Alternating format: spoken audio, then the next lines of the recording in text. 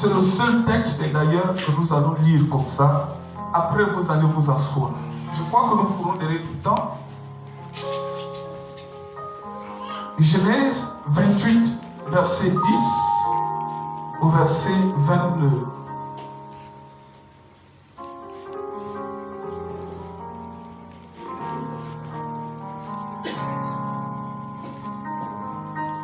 Je lis la parole de Dieu dans le livre de Genèse, chapitre 28, à partir du verset 10.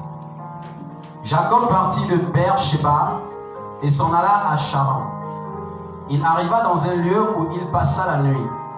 Car le soleil était couché, il y prit une pierre dont il fit son chevet. Et il se coucha dans ce lieu-là. Il eut un songe, et voici, une échelle était appuyée sur la terre, et son sommet touchait au ciel. Et voici, les anges de Dieu montaient et descendaient par cette échelle. Et voici, l'Éternel se tenait au-dessus d'elle, et il dit, je suis l'Éternel, le Dieu d'Abraham, ton père, et le Dieu d'Isaac. La terre sur laquelle tu es couché, je la donnerai à toi et à ta postérité. Ta postérité sera comme la poussière de la terre.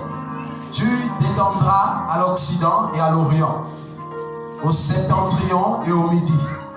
Et toutes les familles de la terre seront bénies en toi et en ta postérité. Voici, je suis avec toi. Je te garderai partout où tu iras. Je te ramènerai dans ce pays, car je ne t'abandonnerai point, que je n'ai exécuté ce que je te dis. Jacob s'évanouia de son sommeil, et il dit, certainement l'Éternel est en ce lieu, et moi, je ne le savais pas. Il eut peur et dit, que ce lieu est redoutable. C'est ici la maison de Dieu. C'est ici la porte des cieux. Et Jacob se leva de bon matin. Il prit la pierre dont il avait fait son chevet. Il la dressa pour monument et il versa de l'huile sur son sommet. Il donna à ce lieu le nom de Bethel. Mais la ville s'appelait auparavant Luz. Jacob fit un vœu en disant, si Dieu est avec moi et me garde pendant ce voyage que je fais, s'il me donne du pain à manger et des habits pour me vêtir, et si je retourne en paix à la maison de mon père, alors l'Éternel sera mon Dieu. Cette prière que j'ai dressée pour monument sera, cette pierre que j'ai dressée pour monument sera la maison de Dieu, et je te donnerai la dîme de tout ce que tu me donneras. Amen. Amen. Asseyez vos peuples de Dieu. Regarde ton voisin. Dis-lui les temps que ton ciel s'ouvre. Ta voix est très faible. Dis-le à haute voix. Que le monde spirituel écoute ta déclaration. Ah, ici là on parle pas beaucoup. Alléluia. Je veux écouter ici. Dis à quelqu'un, il est temps que ton ciel s'ouvre. Il est temps que ton ciel s'ouvre. Alléluia. Amen.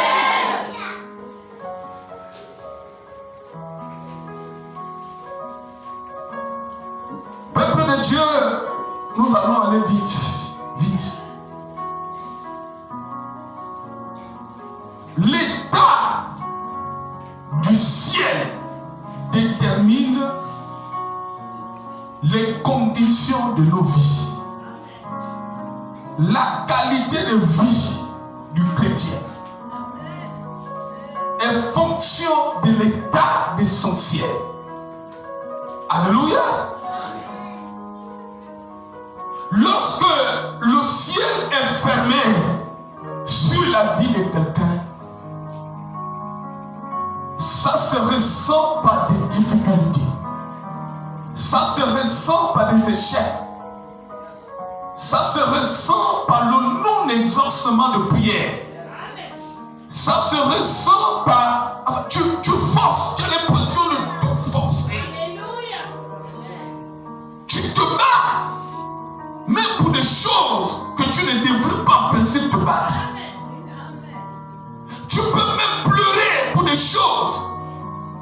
chrétien ne devrait pas en principe pleurer.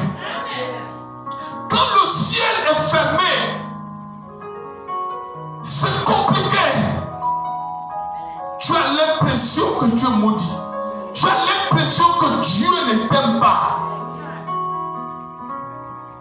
C'est pourquoi tu dois refuser de vivre sous un ciel fermé. Ce n'est pas intéressant de vivre sous un ciel fermé.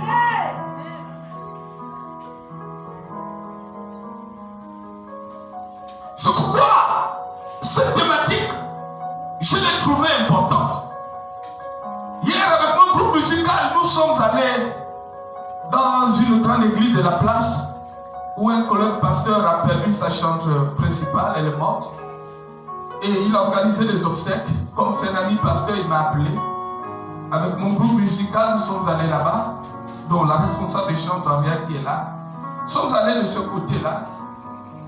Et en rentrant hier, j'étais vraiment fatigué parce que j'ai reçu toute la journée de vendredi avec les délivrances.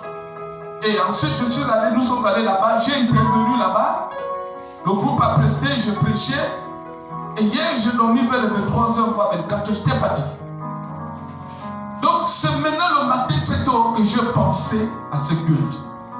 Et j'étais en train de demander à Dieu les clés pour ouvrir le ciel sur la vie de quelqu'un. Et ce que Dieu m'a donné, c'est ce que tu vas écouter ce soir. Alléluia. Sois attentif. Je ne suis pas avec toi tous les jours. Je ne sais pas combien de minutes il me reste à prêcher. C'est pourquoi je t'exhorte à ne pas négliger le moindre mot qui va sortir de ma bouche.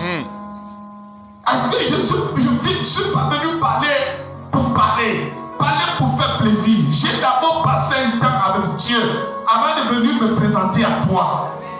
Tu es là ce soir.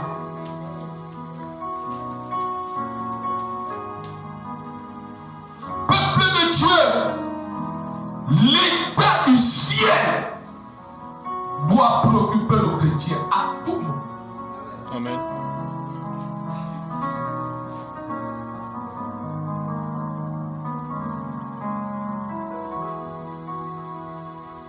Lorsque Jacob allait en direction de Charan, en fuyant son frère jumeau Ésaü,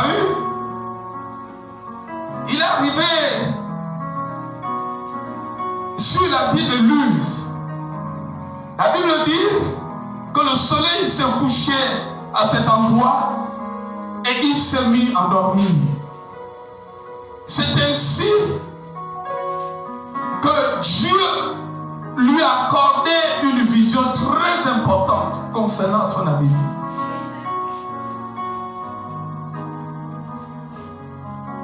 Jacob voit une échelle qui part de la terre jusqu'au ciel.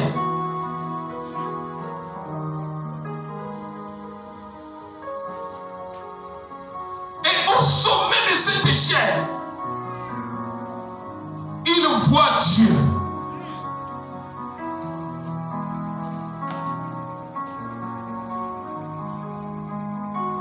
Et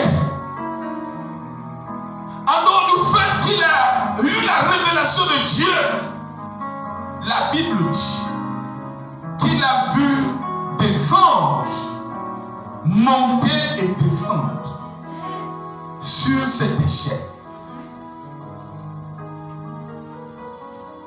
Tu veux que je te révèle le mystère de cette échelle et des anges qui montent, qui descendent?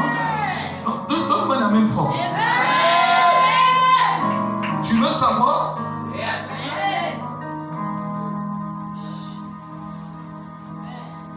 Cette échelle symbolise la connexion, la communication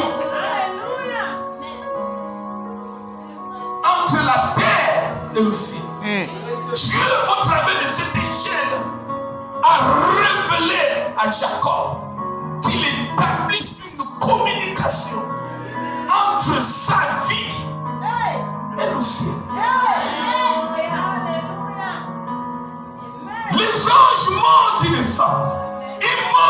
descendent? Pourquoi montent-ils? Pourquoi descendent-ils? Qu'est-ce qui se passe entre les allées et le retour? Ils montent avec les requêtes. Ils montent avec nos problèmes. Et ils descendent avec des solutions. Ils descendent avec des solutions.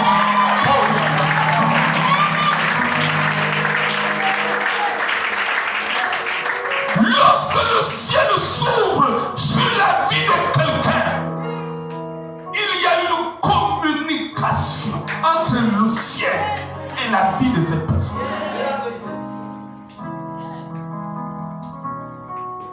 Tu parles à Dieu au travers de tes prières. La prière va au ciel. Amen. Quand ton ciel est ouvert,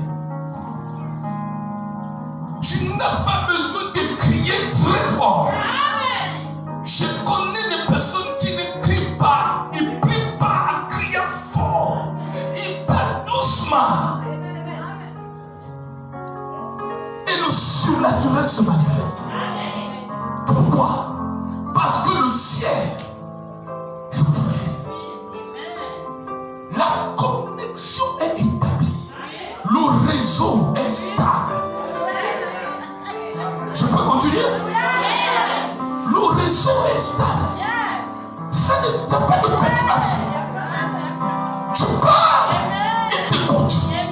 Tu parles, il écoute.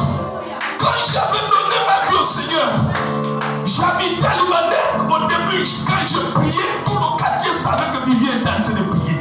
Mais avec le temps, il m'a dit, alléluia, tu n'as plus besoin. Aujourd'hui, quand je prie dans ma maison, sauf quand je chasse les démons. Oui, avec le diable, il ne prie pas. Il écoute, il est têtu. Lui là, il faut bien le menacer. Même si tout le quartier écoute ta bien. Mais quand tu parles avec celui qui est assis sur le trône, alléluia, quand il se reconnaît à toi et que l'alliance est valide, le ciel est ouvert. Même si tu murmures, la Bible dit que le Saint-Esprit, alléluia, le Saint-Esprit, il décède dans notre faveur. Par l'esprit inexprimable. Il y a des choses que nous n'exprimons pas. Même les pensées, Dieu peut les recevoir comme des requêtes. Quand ton ciel est ouvert, quelqu'un me donne la même forme. Quand ton ciel est ouvert,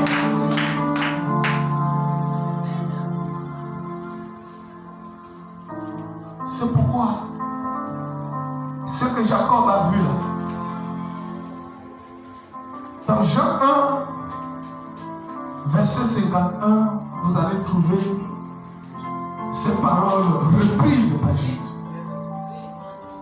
On allait dire à Nathanaël que voilà celui dont Moïse a parlé, et là le Messie. Nathanaël dit, peut-il venir de Nazareth quelque chose de bon? Mais quand Nathanaël va venir, et que Jésus va parler sur sa vie, ensuite il va faire une déclaration très importante à Nathanaël en disant, des hommes, vous verrez les anges monter d'ici sur le Fils de l'homme. Vous allez voir. Nous sommes au tout début du ministère de Jésus. C'est pourquoi il y avait beaucoup d'incrédulité. Nous sommes tout au début. Et il va donc dire à Nathanaël, comme tu es incrédule, comme tu ne crois pas, tu vas bientôt voir ce qui va se passer. Il dit les anges vont monter, ils vont descendre sur lui. Pourquoi? Parce que son ciel était ouvert. Il devait avoir une forte activité angélique dans sa vie. Tu ne peux pas impressionner le monde si ton ciel n'est pas ouvert. Sauf si tu fais la magie, sauf si tu veux faire les fétiches. Mais avec Dieu, tu ne peux pas vivre l'extraordinaire si ton ciel n'est pas ouvert.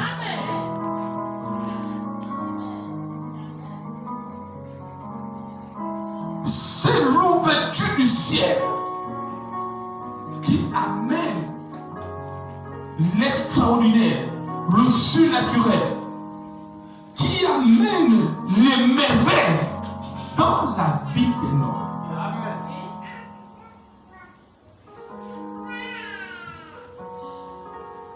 Dans la vie des hommes.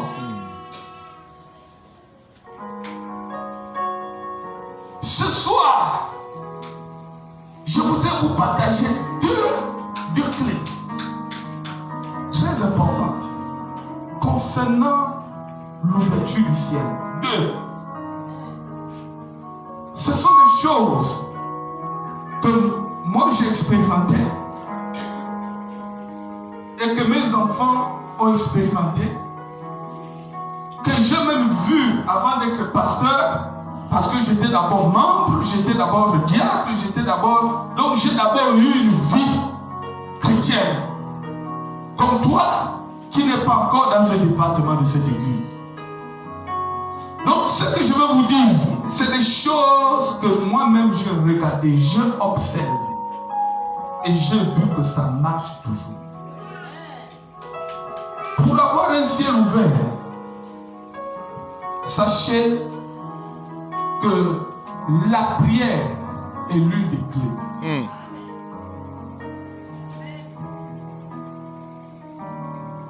Souvenez-vous que c'était par la prière que Élie avait ouvert le ciel après 3 ans et demi de sécheresse à l'hiver. Alléluia.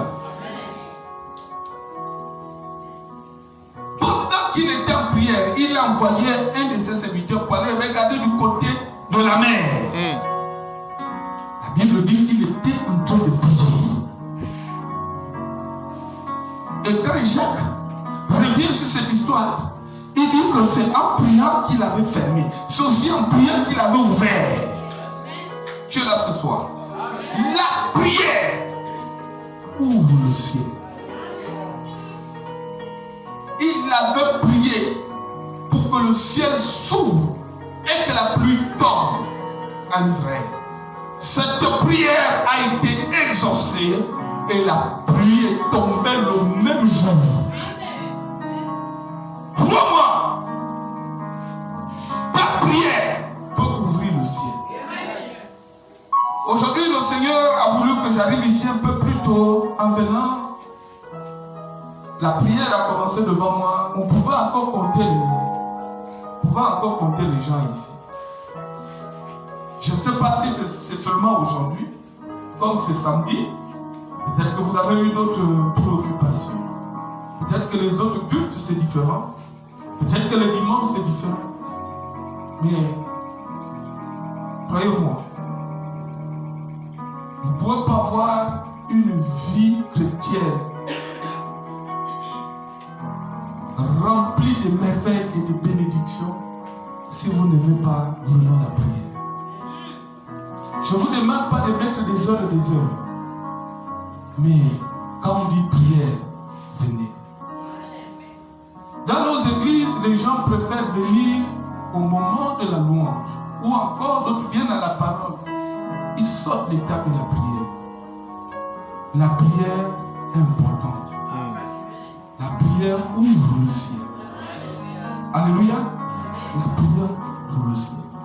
Pendant que tu es en train de prier, Seigneur, Seigneur, Seigneur, Seigneur, tu ne peux pas imaginer ce qui se passe dans le monde de l'esprit. Toute la fois que tu es en train de citer le nom de Jésus par rapport à une requête, par rapport à un problème, tu cites le nom de Jésus dans une intercession. Il se passe des choses dans le spirituel. Alléluia. C'est pourquoi la prière, tu ne dois pas la négliger. Quand il y a culte, viens. Moi, je partais à l'église, j'étais encore sur le banc de l'école. Je quittais dès que j'ai terminé le cours, tout droit. J'arrivais même 1 heure avant le début du culte. J'étais là, c'était comme une passion. Je ne voulais pas rater. une seule étape d'un culte. J'étais là à la prière. J'étais là pendant le temps d'adoration et de louange et naturellement pendant la parole. Ensuite, je partais. La prière est très importante. Et la deuxième clé que je vais te donner se trouve dans Malachie 3. Dieu dit, pour vous, j'ouvrirai les écluses des cieux. Pour ceux qui donnent la dîme, pour ceux qui donnent l'offrande, Dieu dit, ce n'est pas moi qui ai écrit la Bible. J'ouvrirai les écluses des cieux. Amen. Vous ne pouvez pas imaginer la puissance qui est attachée au donné.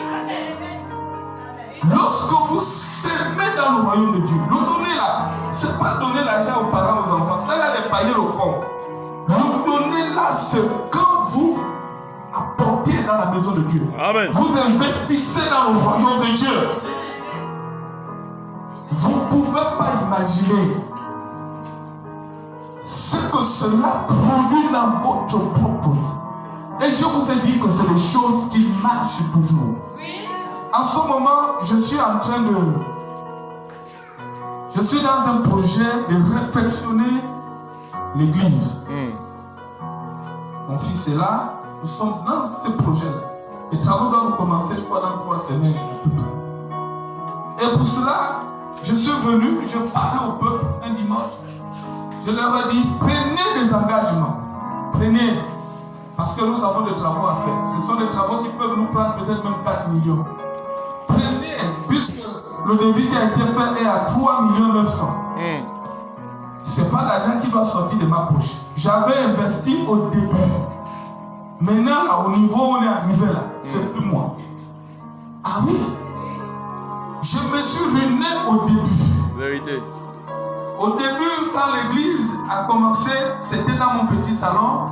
Mes enfants ne jouaient plus au salon. On mangeait tous dans la chambre. Ils restaient dans la chambre. Je faisais les délivrances au salon. Nous sommes restés comme ça pendant 1 an. Et au stade où on est arrivé là, c'est plus moi. Je leur ai dit, on a des travaux. Alors, prenez des engagements. Les 200 000, ils sont là. Je passe sur leur contrôle. Les 200, les 100 000, les 50 000. Et l'une des servantes de l'église, qui est même là, avec nous ce soir, après tout ça, elle est venue me voir au bureau pour dire, pasteur, j'ai pris un engagement de 200 000, mais pour mon Dieu, je voudrais donner bien plus. Amen. Je voudrais donner. Et si elle l'a fait, c'est parce qu'elle-même sait que ça a toujours marché avec elle. C'est une fille, c'est moi qui l'ai baptisée. C'est lui. Quand je les avais mon tout premier baptême. C'est elle et un autre qui est diacre qui deviendra pasteur bientôt. Amen. C'était les premiers que j'avais baptisés. Donc je suis avec elle depuis la première année de l'université. Aujourd'hui, elle est fonctionnaire à 1 au budget. Donc, elle sait que cette loi a toujours marché. S'il vous plaît, vous pouvez oublier beaucoup de choses, mais n'oubliez pas ce que je suis en train de toucher là. Ça a toujours marché. Elle a dit, j'amène 1 million. Est-ce que tu me comprends? Amen. C'est la dame que vous voyez. Elle a mené ça comme ça, avec les titans du trésor. Elle m'a mené ça comme ça. 1 million. Je dis, mais là, j'ai déjà toute la tollback. Tu es là?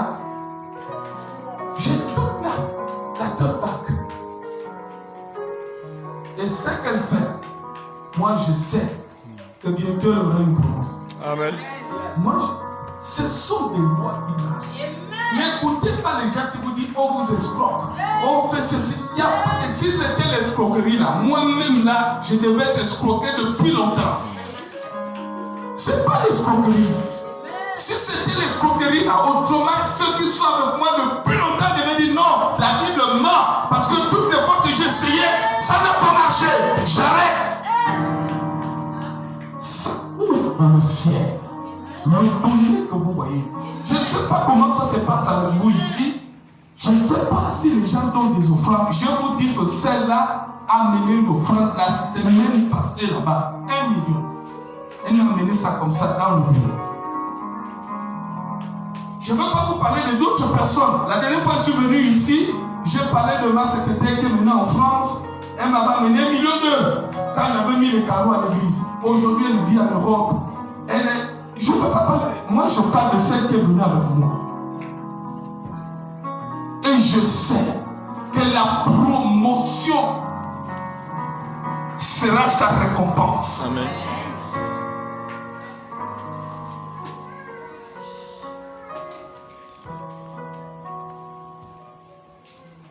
Pour vous, j'ouvrirai les écluses des cieux. Apportez la semence dans le royaume de Dieu. Ouvre le ciel. Cette femme qui elle était dans la sécheresse, elle était dans la précarité, déjà qu'elle était veuve. Souvenez-vous que Élie lui a dit, fais-moi manger, fais avec insistance, fais-moi d'abord à manger. Mais quand elle l'a fait, vous avez vu le résultat. Vous avez vu. Alléluia. Fais-moi d'abord à manger. Fais-moi d'abord à manger.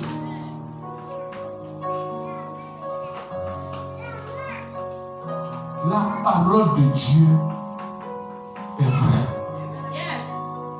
Je vous dis la vérité.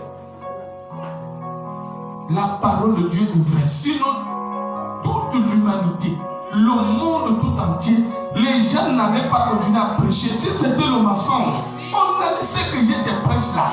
Si tu ouvres la radio, tu vas trouver quelqu'un d'autre qui va te le dire.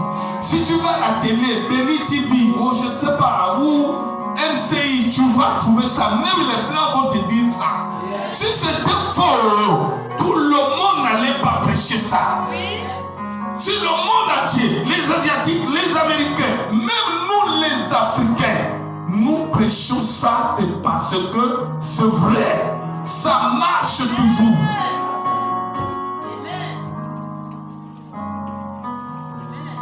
Alléluia. Ça marche.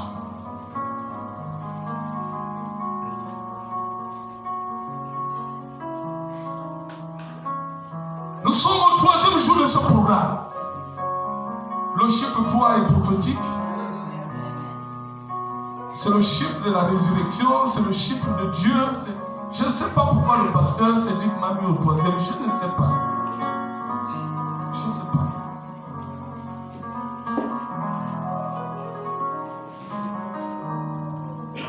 C'est le chiffre de Dieu.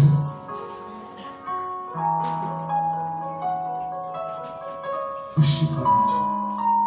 Ce programme-là ne doit pas passer comme ça, comme n'importe quel programme.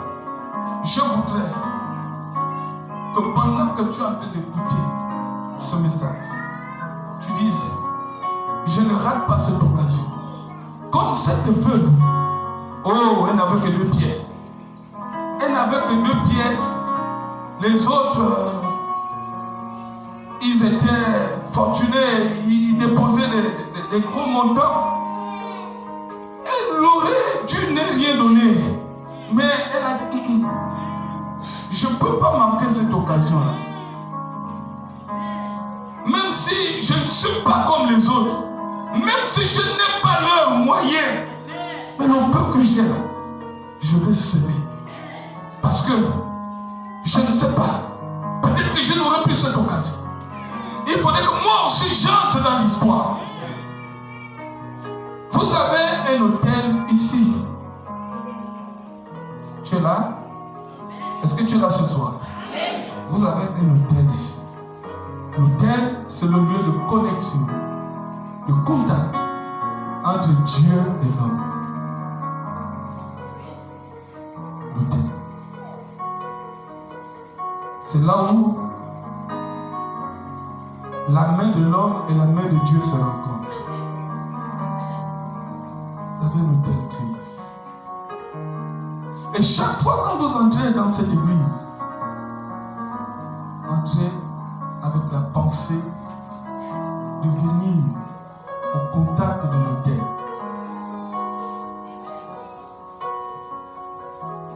Tout ce que nous faisons dans l'église, à travers le culte,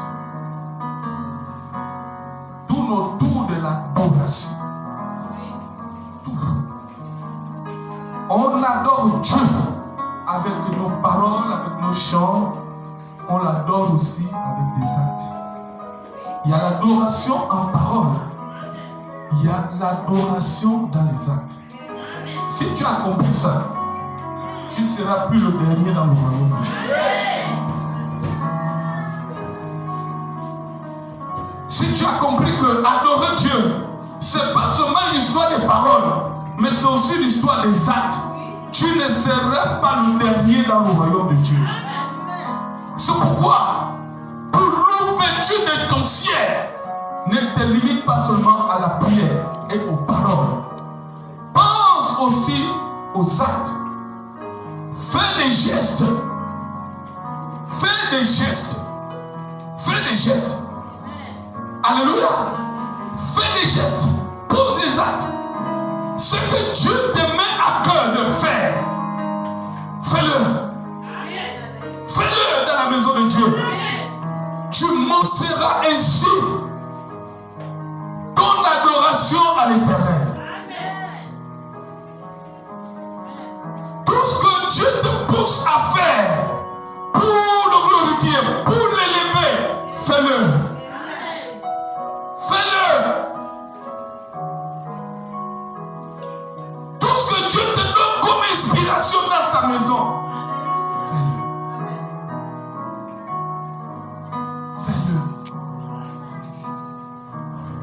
et tu verras sa gloire. Cette femme, elle se dit, je n'ai que 2 pièces. Mais comment Jésus va dire à la fin que c'est elle qui a eu la meilleure sémence? À la fin, c'est d'elle que l'histoire va parler. C'est parce que Dieu a vu le sens du sacrifice. Et a vu que cette femme voulait absolument montrer qu'il l'aime. Et qu'elle ne veut pas être en marge de ce qui se fait dans le royaume. Refuse d'être en marge de ce qui se fait dans la maison de Dieu. J'ai observé mes filles et mes fils. J'ai une catégorie de chrétiens là-bas. Dès que je me tiens debout pour dire, voici ce que Dieu demande que nous fassions, ils se lèvent.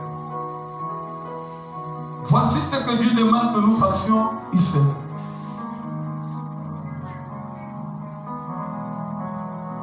Et je vois des retombées de Dieu dans leur vie. Et quand vous prenez un engagement dans la maison de Dieu, battez-vous à l'accomplir. Tout à l'heure en venant, j'ai demandé au pasteur Cédric s'il avait déjà un bureau ici. Il a dit non. Je dis waouh. Je suis passé ici, je crois l'année passée, ou je ne sais pas si c'est cette année, je ne sais plus trop. Il y avait des gens qui devraient faire le bureau de l'homme de Dieu. Vous êtes en retard. Est-ce que vous êtes encore? Est-ce qu'ils sont encore dans l'assemblée? Vous êtes en retard? Qu'est-ce qui se passe? Faites ce bureau, s'il vous plaît. Vraiment, je vous en supplie. Il y a un monsieur à la trompette. En 2018, j'avais fait venir un blanc pour un programme, pour un séminaire. Ce blanc vit c'est un Européen, il vit en Côte d'Ivoire. Je m'étais entendu avec lui pour un programme. Je l'ai fait venir. Et pendant le programme, il y a quelqu'un qui avait pris un engagement pour dire qu'il devait amener une offrande. Et pendant qu'il prend l'engagement, sa femme était dans la salle, elle s'est mise à crier. Oh, oh, elle fait comme des cris. Moi, je me suis dit que elle était émerveillée de voir son mari prendre un engagement pour la gloire de Dieu. Mais le blanc là, quand je veux l'accompagner, il habitait au charbonnage. Il m'a dit le geste que la femme là a fait là, c'est pas un bon geste. Je dis pourquoi? Il dit tu verras le monsieur là, elle ne va pas venir l'argent. La femme n'est pas d'accord.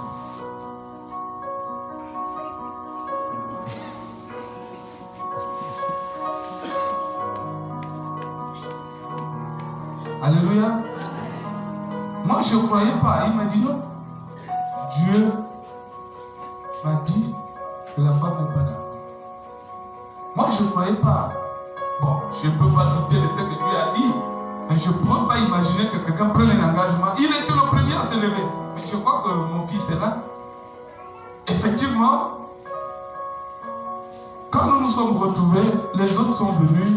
Lui, il n'est pas venu ce jour. Et il m'a raconté après, oh voilà, l'argent là est en banque, ou je ne sais pas ce qui s'est passé en banque. Le blanc là m'a dit, le dernier jour du programme, il m'a dit, voilà, j'avais ce que j'ai dit. Dieu ne ment pas. Mais ce monsieur là, il s'est fait mal au pied.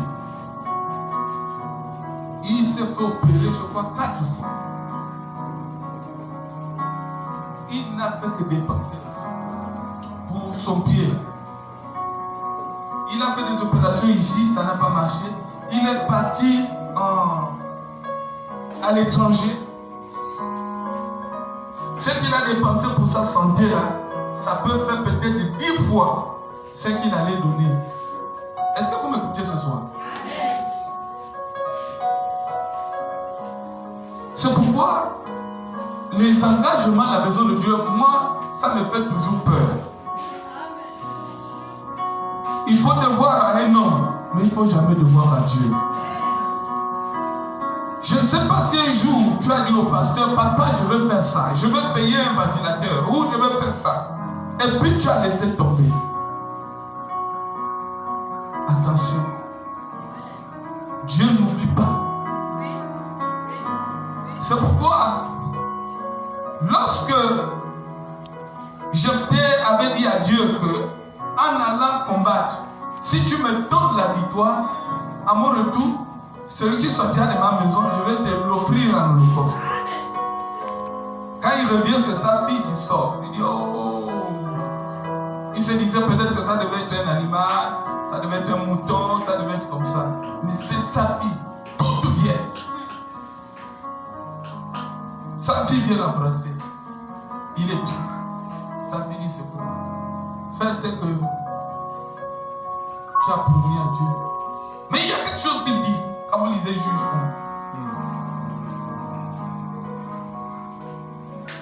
Tu as été bavard avec Dieu. Tu as parlé vite. S'il vous plaît.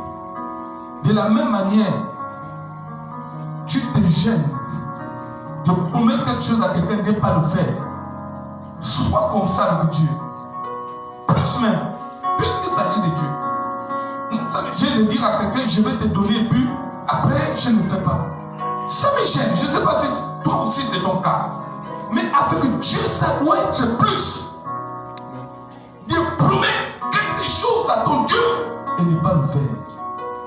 C'est pourquoi ceux qui opèrent beaucoup plus et qui sont beaucoup plus bénis matériellement, ce sont ceux qui appliquent ces petits principes. Tu es là ce soir. Amen. Le royaume de Dieu est pour ceux qui sont comme des enfants, pas pour les gens qui réfléchissent franchement. Amen. Les gens qui ont la calvitie à force de réfléchir. Est-ce que le pasteur Cédric n'est pas en train de m'amener en bateau? Est-ce que le pasteur qu'il a invité là, est-ce que lui aussi n'a pas fait complot? On n'a pas fait de complot. Il m'a rien dit. Il m'a me dit tu vas prêcher. J'ai dit le terme c'est quoi? Il m'a donné, ok, j'ai compris. C'est tout. Il ne savait pas de quoi je devais parler. Il écoute comme vous. Il n'y a pas de complot dans ça. C'est la parole de Dieu que tu écoutes là. Tu es là ce soir. La bénédiction n'est pas liée au fait qu'on peut pour toi tu tombes. Je suis dans ça depuis des années. Tomber là. Ah oui, j'aimais ça beaucoup au début. Et je fais ça jusqu'aujourd'hui. Les mardis et les vendredis, je reçois pour les délivrances. Il est là. Il y a une musulmane qu'on m'a amenée.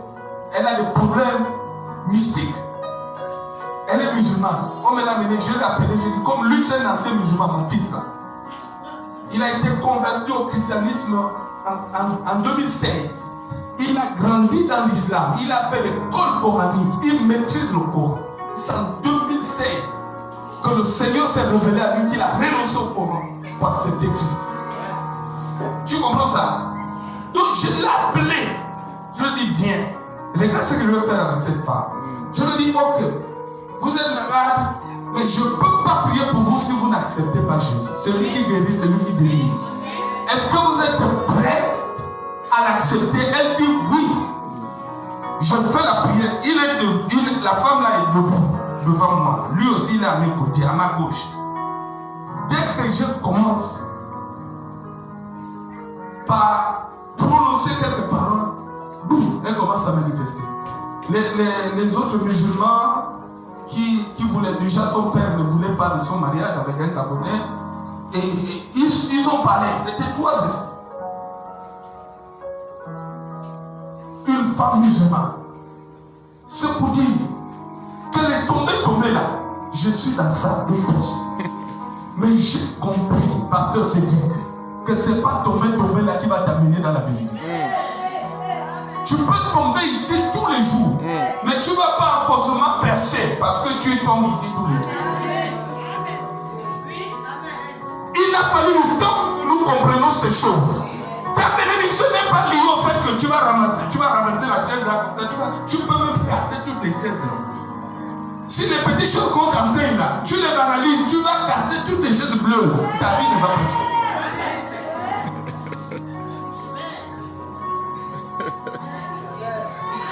Du tout, papa. C'est pas tombé. Oh, j'ai ressenti l'onction aujourd'hui. Oh, tu peux la ressentir. C'est comme si tu es même dans le frigo. Ça ne va pas changer. Dieu a des principes. Dieu a des principes. Amen. Alléluia. Et ce sont ces principes-là qui ont changé les vies de beaucoup. Ceux qui ont compris ces choses depuis, ils ont vu la main de Dieu. Ils ont vu la gloire de Dieu dans leur vie. Ces choses qui marchent partout doivent aussi être appliquées ici, peuple de Dieu. Et vous verrez la gloire de Dieu.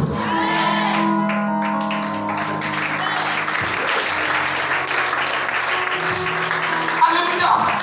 On va prophétiser sur toi. On va prophétiser.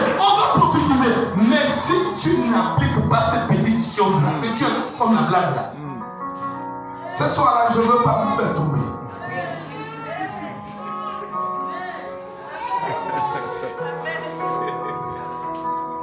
Je ne veux pas vous faire tomber.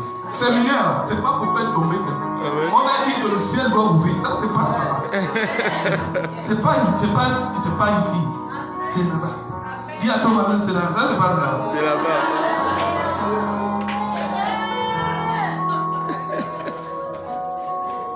Alléluia. On va prophétiser. Mais c'est que le prophète oublie de dire. Même Jésus disait à certains, va à Siloé, va laver, il finit de prier. Il met la boue. Il dit, faut aller là-bas. À d'autres, il dit, va présenter l'offrande au sacrificateur. Est-ce que tu es là? À un autre, il avait déjà prié. Mais il dit, est-ce que tu vois bien? Il dit, je vois des hommes comme des hommes. C'est pas bon. Il y a des choses comme ça. Je t'en prie. Le royaume de Dieu là, c'est vraiment pour ceux qui sont comme des petits enfants. des gens qui ne calculent pas trop, qui ne réfléchissent pas trop.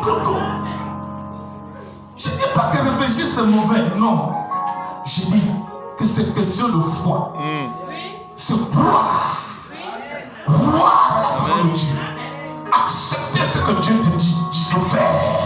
C'est de cela qu'il est question, peuple de Dieu.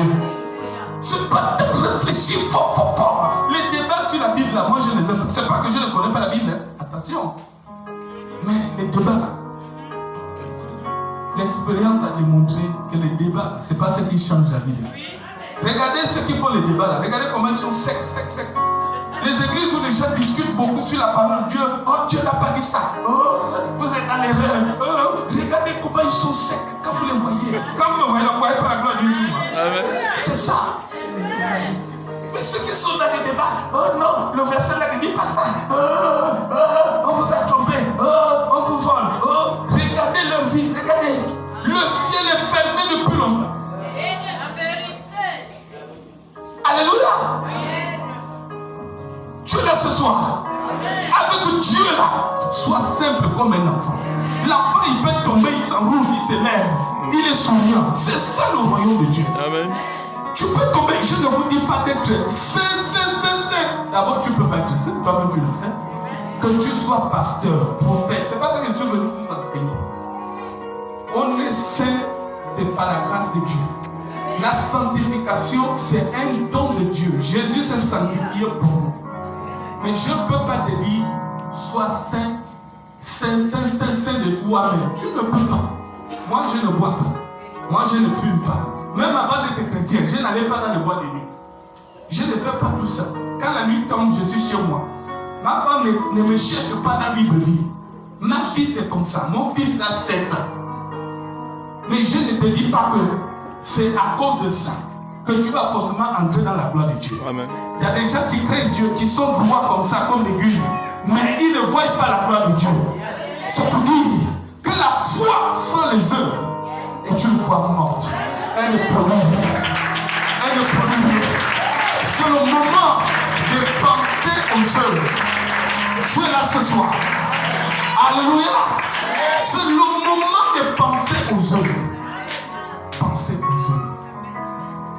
Ce soir, puisque nous sommes dans ce programme, avant de terminer avec vous, nous sommes trois, le pasteur et son épouse, et puis votre humble serviteur. Si quelqu'un a à cœur un présent pour nous, tu lèves seulement ta main comme ça. Comme ça. Je te demande, c'est symbolique, c'est prophétique. Symbolique là, c'est un peu faible. C'est prophétique. Ne laisse pas passer ce programme-là sans poser un acte. Je ne te dis pas amène ça, non. Toi-même dans le cœur, tu dis ça, je veux faire pour maman pasteur. Ou bien ça, c'est pour le papa. Ou bien pour papa Vivien qui est sur votre grand-père. Quand ce ministère est né, c'était devant moi. Amen.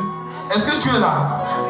J'étais venu prier avec le pasteur Cédric ici. Il n'y avait pas encore tout ça. C'était encore, il n'y avait même pas la lumière. Je ne sais pas combien de personnes se réunissaient ici. Donc tout ça, ça évolue. Là, de temps en temps, quand je viens, ça évolue. Même s'il y a d'autres visages que je ne vois plus. Mais l'église, c'est comme ça. C'est le mouvement. Même chez moi, là, là-bas, nous, on ne perd pas le temps. Ah oui, là-bas, ça va très vite. Oh, moi, mon cœur, là, je vais souffrir les chagrins parce que quelqu'un parle. Jamais. Ça, c'est avant qu'on n'avait pas bien compris ces choses. Je sais que si tu es pour moi, là, tu vas revenir. Est-ce que tu es là ce soir? Donc,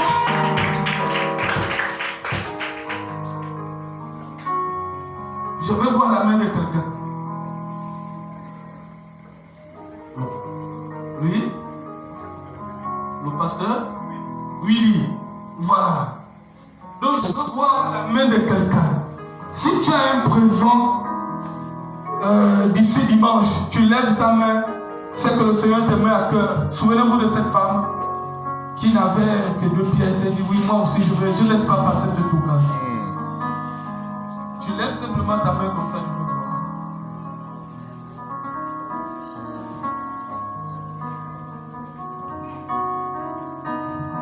Vous aimez Dieu? Si quelqu'un a quelque chose à cœur, qui dit ça, je vais amener ça dimanche, ou je vais faire ça, soit pour le pasteur, soit pour son épouse, soit pour moi, tu lèves simplement la main comme ça. Nous courons derrière le temps. Il y a le couvre-feu. Il y en a peut-être qui habitent loin. S'il n'y a pas, nous allons clôturer le culte.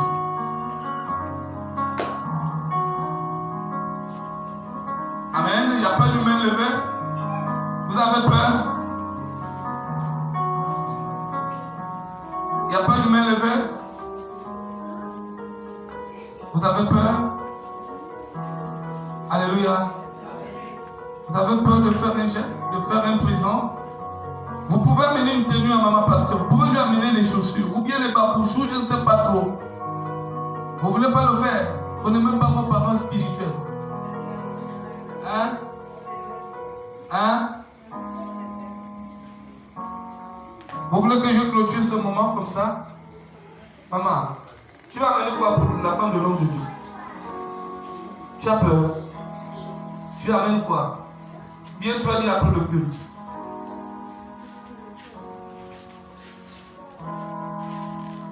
Ferme ta vie. Seigneur Dieu Tout-Puissant,